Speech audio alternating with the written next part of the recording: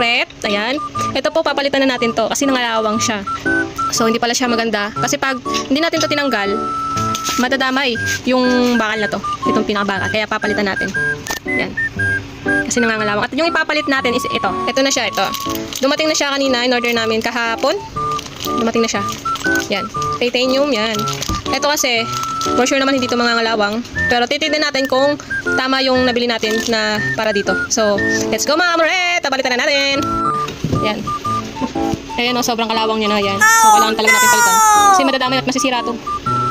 Kaya dapat ingat tayo. Kaya bumili tayo ng ibang tornilyo sa Shopee. Yan. Kasi hanggang dito na yung kalawang niya. Pag hindi yan natanggal, kakalat yan. So, papalitan na natin mga kamuret. Let's go! Kamuret, dahil naubusan tayo ng ganito, ang gagamitin na lang natin is oil. Yan. Ito. Yan yung pangtanggal na lang natin ng kalawang. Kasi naubusan tayo dun sa ginagamit talaga natin.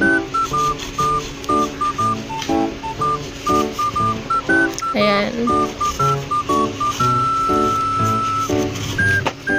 Para pag malagay natin, hindi siya kalawang, walang kalawang. Perfect! Safety. Kaya dapat linisan. Ay mga kamuret, tinanggal ko yung mga kalawang dito kasi meron din siya kanina, kung makikita natin, pati dito. Kasi kung hindi natin tatanggalin, mahahawa yung bagong tornilyong binili natin. Kaya kailangan malinis at walang kalawang.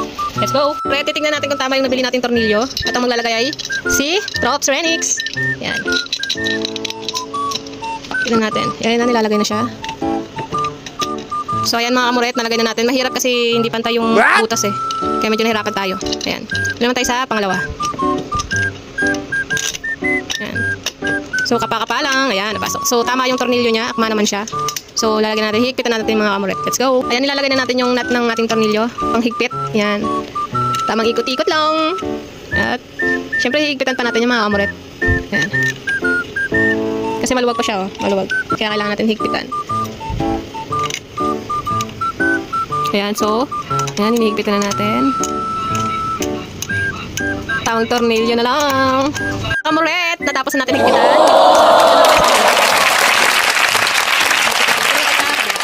Ito naman yung tatanggalin natin ng kalawang. Yan, tapos papalitan din natin ng titanium. Yan. Yung binili natin yan. Tama naman siya dito. Yan. Sabi nila, hindi daw kinakalawang to. Malalaman natin pag katagalan. Kung legit or hindi legit. Kamuret, kailangan natin tanggalin to. Dito muna tayo. At ginamit natin is cheese. So, tatanggalin na natin. Ito naman tayo sa kabila. Ayan mga kamuret. Yan, luluwagan na natin. So, dandaan ba? Magat ka, dad. Yan. Yan. So, tapos